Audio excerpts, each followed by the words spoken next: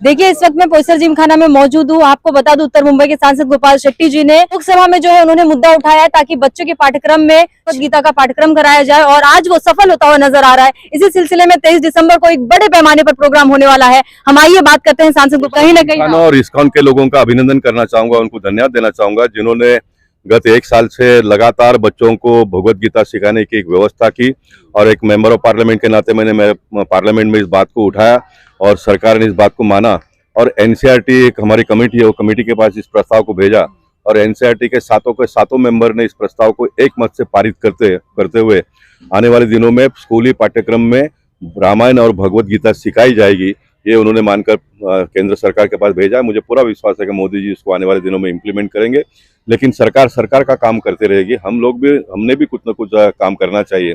इसलिए इस्कॉन के साथ में हमने जो बच्चों को भगवत गीता पढ़ाना प्रारंभ किया है, उसको हम आने वाले दिनों में भी कंटिन्यू रखेंगे। ये मैसेज बड़े लोगों के दिलो दिमाग में भी आए, इसलिए 23 दिसंबर को गीता जयंती है।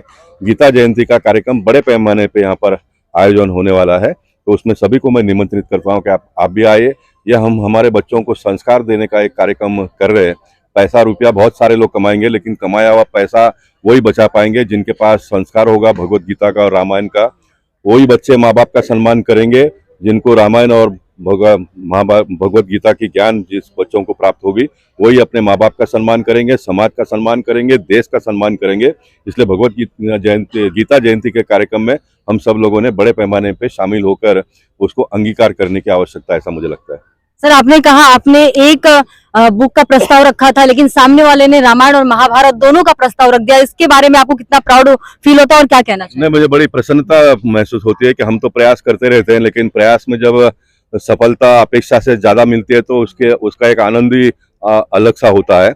और मुझे इस बात को आपके सबके सामने रखने में दूसरी एक बात की भी खुशी होती है। जो हमारा मंडपेश्वर गुफा है, उसका भी केंद्र सरकार ने अनुमति नहीं दिया तो पैसे भी दिए, उसका डेवलपमेंट का काम शुरू है। हम सारे सनातन धर्म के लोगों को हमने अपील किया, वहाँ पर जो देवी देवताओं के जो चित्र है, जो नंदी है या तो शंकर भगवान का जो पिंड है, उसको हम चांदी का मुकुट पहनाने वाले हैं।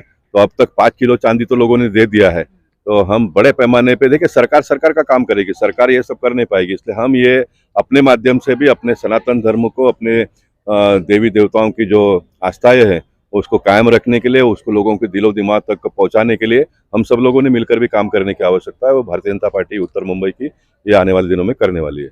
मुद्दा आज तक किसी ने नहीं उठाया था, वो मुद्दा आज सांसद गोपाल शेट्टी जी ने उठाया और लगातार उनके प्रयास से उन्होंने केंद्र को, उन्होंने राज्य को, हर एक मंत्री को उन्होंने लेटर दिया और यही परिणाम है कि आज वो कहीं ना कहीं सफल होता हुआ नजर आ रहा है। और यही वजह है कि 23 दिसंबर को आने वाले समय में पोईसर जिमखाना में इस कार्यक्रम को लेकर बड़ा आयोजन होने वाला है, जहां पर ज्यादा बड़े से बड़े पैमाने में लोग यहाँ पर जुटेंगे। तो आपको भी आमंत्रित किया जाता है, आप अपने परिवार के साथ 23 दिसंबर को पोईसर जिमखाना में जरूर मौजूद होइए और इस कार्यक्रम का लाभ लीजिए। Thank you.